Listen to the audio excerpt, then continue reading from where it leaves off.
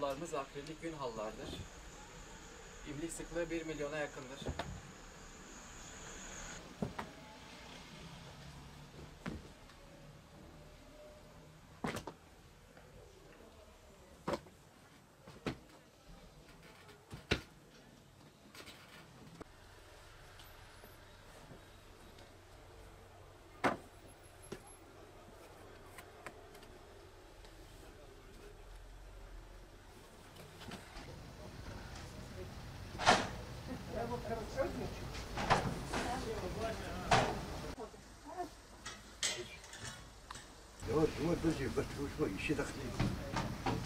Ee, 22 ile hali sektöründeyim.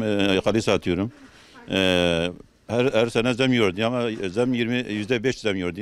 Bu sene her ayda %15, %20 zam yiyor. Bu zamlarda başa çıkamıyoruz. Yani bu zamlar bize millete de yani çok aykırıdır. Yani güzel olmuyor. Son bir yılda %150 zam yedi haliler, bütün haliler, bütün sektörlere zam yediler. Fabrikalara soruyoruz, fabrikalarda diyor dolar zamlanmış, dolar yükseldi, elektrik yükseldi, doğalgaz yükseldi, akaryakıt yükseliyor. Hepsi bu biniyor, bu maliyete biniyor. Biz de rahat nefes alamıyoruz, satamıyoruz mal. Hepsi olduğu için millet de alamıyor, gücü kalmıyor.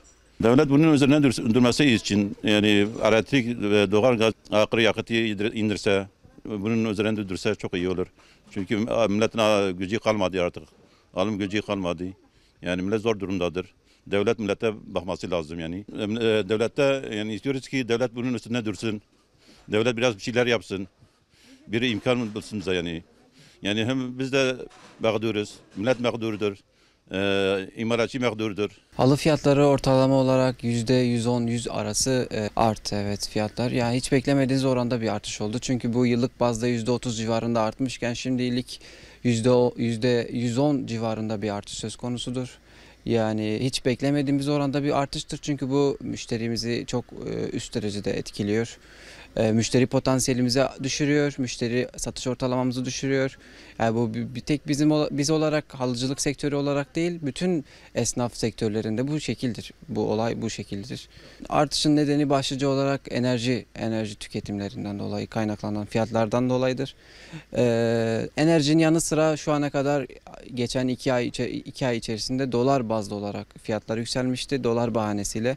Ama dolarla orantılı bir şekilde artmamıştı fiyatlar. Dolar 17 lirayken 20 liralık olarak fiyatlar hesaplanıp artmıştır. Dolar 14 liraya düştüğü zaman fiyatlar yine sabit kalmıştır. Herhangi bir dolar artışında fiyatlar geri düşmemiştir. Bunun yanı sıra ekstra yansıyan doğalgaz zamları, elektrik zamlarıyla beraber faturalar tekrar yükselmiştir. Bununla beraber zamlar yine ortaya çıkmıştır. Evet, metrekaresi. 110 liraya sattığın halı şu an 220, 230, 250 liraya kadar değişiklik gösterebilmek. Bir battaniyeye geçen sene satış fiyatımız 160 lirayken şu an 300 lira satış fiyatımızdır. Devletin, bence şahsi fikrimdir, devletin üreticiye destek vermesi gerekir. Üretici destek aldığı zaman bunu tüketiciye yansıtabilir. Üretici eğer zamlı bir şekilde üretim yapıyorsa zamlı olarak satmak zorundadır. Zamlı sattığı zaman da bu direkt tüketiciye yansıyordur. Hükümetin yapabileceği şeylerden başlı başına üreticiye destek vermektir.